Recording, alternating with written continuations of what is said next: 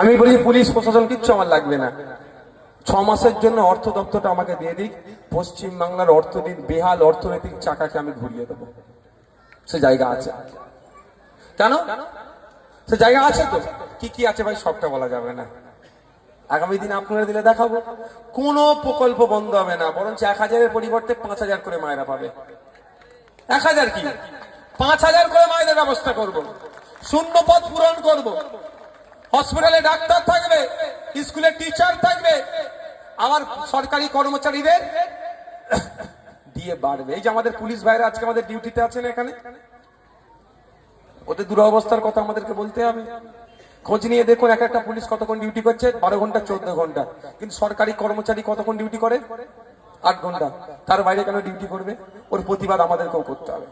কেন্দ্রীয় সমাহারে দিয়ে দিতে পারেনি, কিন্তু ডায়লগ দিয়েছিল কত 2011 সালের আগে, কেন্দ্রীয় সমাহারে দিয়ে দিতে হবে, দেবো।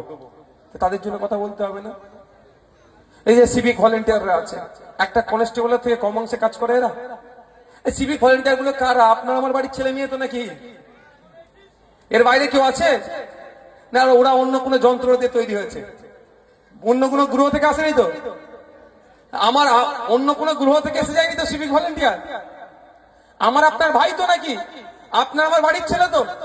2019 সালে সমকাজে সমবেতনের কথা বলা হয়েছে। একটা সিভিক ভলেন্টিয়ার কনস্টেবলের থেকে কোনো অংশে কাজ কম করেনি। কনস্টেবলের মাইনে 30,000-35,000 টাকা, ও কেন 9,000-10,000 টাকা হবে?